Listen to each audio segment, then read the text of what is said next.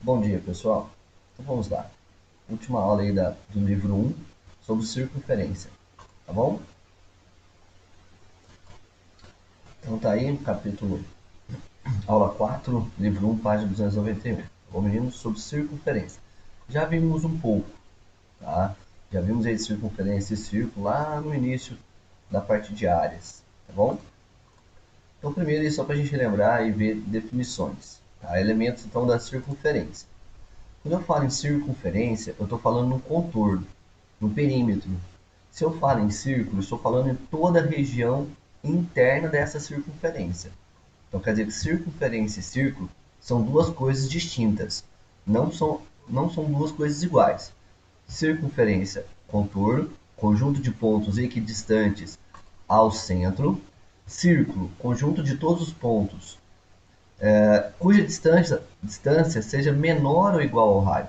Então, circunferência, contorno, círculo é a área, tá? Então, toda a circunferência a gente tem o seu centro, e a distância do centro até o contorno, que é a circunferência, essa distância nada mais é do que o raio. E essa distância ela é fixa, ela é igual, ela é constante. Porque se não fosse constante, não seria uma circunferência. Raio do centro até a borda. Se eu tiver um segmento, olha só, que passa pelo centro, eu vou passar a ter dois raios. Se eu tenho dois raios, isso chama diâmetro. Então, o diâmetro é o dobro do raio. E depois nós temos a seguinte definição, que para você encontrar o contorno de uma circunferência, é dado pela relação matemática de 2 vezes π vezes o raio. Então, isso aqui é para você encontrar uma volta completa. Como o dobro do raio é o diâmetro, você também pode usar a relação π vezes o diâmetro. É questão de hábito. Ou eu vou em 2πr ou π vezes d. Prefiro utilizar o 2πr pelo fato de você manter o padrão de usar só o raio e nunca ficar usando diâmetro, já que na área do círculo você não usa o diâmetro. Sobre essa parte de circunferência e raio, então vamos fazer o seguinte exercício. Ó. A Longway é uma das maiores rodas gigantes de observação do mundo, sendo um ousado projeto de engenharia que demorou 7 anos para ser inaugurado, em 1999. Situada às margens do rio Tamisa, em Londres, recebe 3,5 milhões de turistas a cada ano. Suas 32 cápsulas são suficientes para levar 800 passageiros a cada volta, sendo que sua velocidade de rotação é de 26 centímetros por segundo, o que permite a troca dos passageiros das cápsulas sem que a roda pare. A circunferência da roda, então calma aí, se é uma circunferência da roda, ele está falando em que? No contorno. Então quer dizer que o contorno dessa roda mede 424 metros. Tá, então nós já sabemos que a circunferência mede 424 metros. Desconsiderando a distância da roda ao solo e a altura das cápsulas, qual a maior altura em que se pode estar nessa roda aproximada? Ou seja, se ele quer essa altura no ponto mais alto, então nada mais é do que ele quer o nosso diâmetro.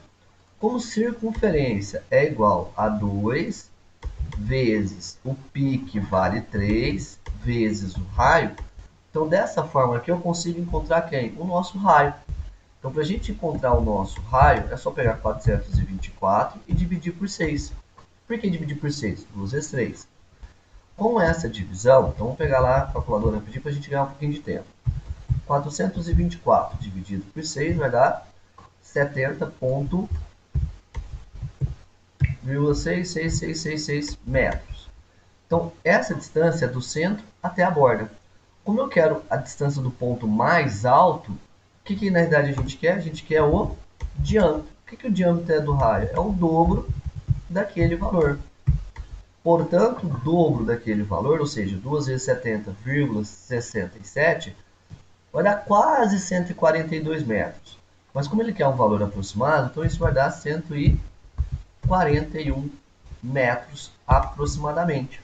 Ok? Então quer dizer que essa forma de 2πr, tanto eu posso encontrar o contorno, como também eu posso encontrar o raio. Tá bom? Voltando para lá. Então depois nós temos a distância entre dois pontos distintos de uma circunferência. A distância entre dois pontos distintos de uma circunferência é chamado de corda. Inclusive, todo diâmetro é uma corda, mas nem toda corda é um diâmetro. Porque para a corda virar um diâmetro, ela tem que passar pelo centro, tá? Então, algumas cordas, ou seja, as que passam pelo centro é o diâmetro. Qual é a maior corda que eu faço na circunferência? É o diâmetro. Então, corda, segmento de reta entre dois pontos distintos de uma circunferência, tá bom? Depois nós temos o arco. O que é o arco? É um pedaço da circunferência.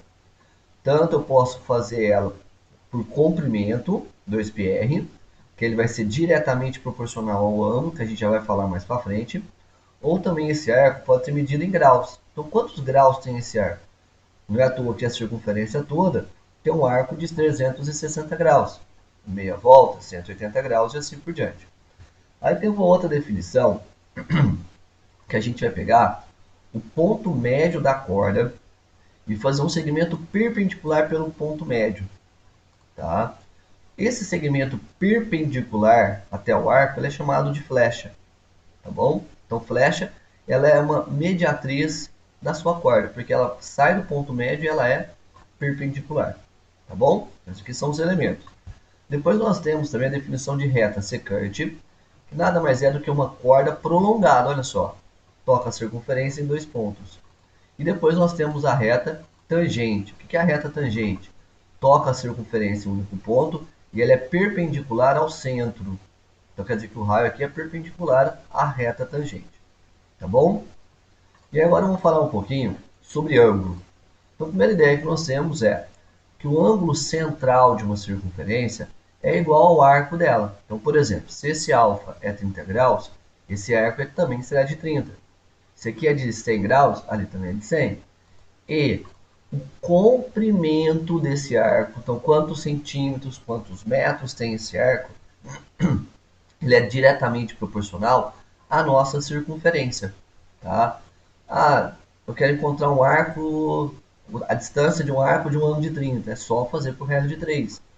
Ou, se você gosta de fórmula, e esse ângulo central está em radianos, o comprimento do arco dividido pelo raio é equivalente ao seu ângulo, só que em radianos. Tá? Alfa em radianos. A distância e o raio tem que estar na mesma grandeza.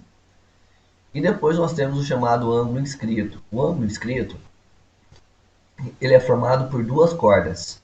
Tá? Então aqui eu tenho duas cordas, que é esse ponto aqui, ó. Vou fazer até uma marcaçãozinha ali.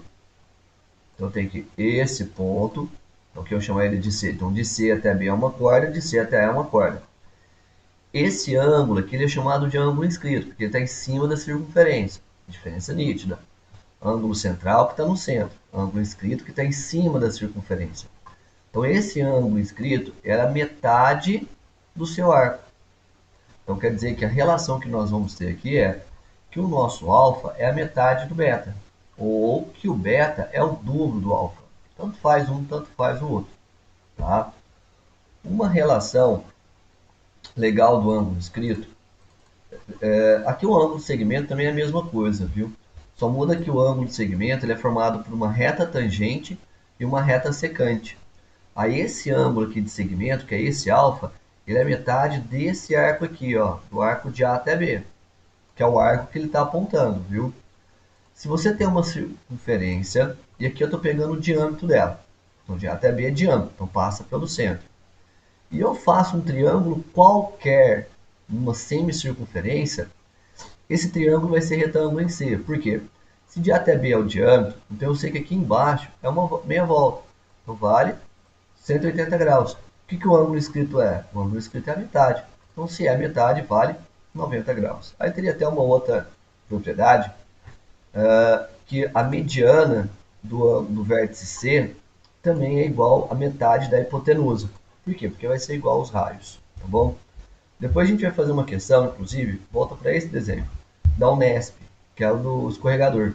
Então, todo triângulo escrito numa semicircunferência, ele é retângulo. Tá?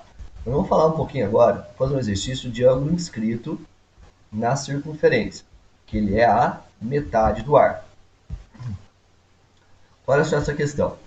Na figura, o octógono regular, então se é um octógono, tem 8 lados, 8 vértices, 8 ângulos internos. Então, A, B, C, D, F, G, H, está escrito na circunferência de centro O. Qual é a medida do ângulo FAD? Então, tá, vamos parar para fazer aqui o seguinte, ó. Ele quer esse ângulo lá de cima, né, ó. FA, opa, mais uma retinha. Aqui, FAD. Então, quanto que vale esse ângulo nosso? Né? Ele quer saber esse ângulo. Quanto está valendo esse ângulo? Repare que esse ângulo que ele pede, vou chamar ele de x ali no caso, né? Como que eu faço para encontrar ele? Primeiro, repare que já que é um polígono regular, todos os nossos arcos têm a mesma medida. E quanto que vai valer a medida de um único arco nesse caso? Então, vou colocar aqui, ó, arco FE, por exemplo, ou arco AB, tanto faz. Todos os arcos são iguais. Vai ser 360 graus dividido em 8 arcos, ok? 360 graus dividido em 8 pedaços, a gente vai ter o quê? Cada pedacinho valendo aí... Opa, deu branco, hein? Então, cada pedacinho valendo 45 graus, correto? Não é à toa, ó, que a gente pega aqui, ó, 45, 45, 90, 135, 180. Mais 180 de lá. Então, quer dizer que de F a D, eu tenho dois pedaços de 45, correto? Então, quer dizer que o arco, vamos escrever aqui, ó, arco FD, ele está medindo 90 graus, tá? Aqui, pessoal, é porque no computador fica difícil, não tem esse símbolo. Como eu estou falando do arco FD, do arco AB, o correto é ele sempre ter aquele arquinho em cima, tá? Ui, ai, ai. Então, o correto é você vir cá e fazer esse arquinho aqui em cima da letra. Nossa, ficou feio, desculpem, galera. Então, o correto seria ele ter esse arquinho ali, tá? Então, arco FD. Se de F até D vale 90 graus, quanto que vai valer o nosso ângulo FAD? Pô, FAD não é um ângulo escrito? Se é um ângulo escrito, ele é metade do arco. Então, metade de 95 dá 45 graus. Chegando, então, aqui na letra D. Tá certo? Pessoal, isso é a nossa aula de hoje. Tá? Não terminei esses slides, ainda tem mais ângulos na circunferência. Mas a gente continua eles na semana que vem. Tá bom? Abraço aí, boas aulas, bons estudos diários. Até mais, galera!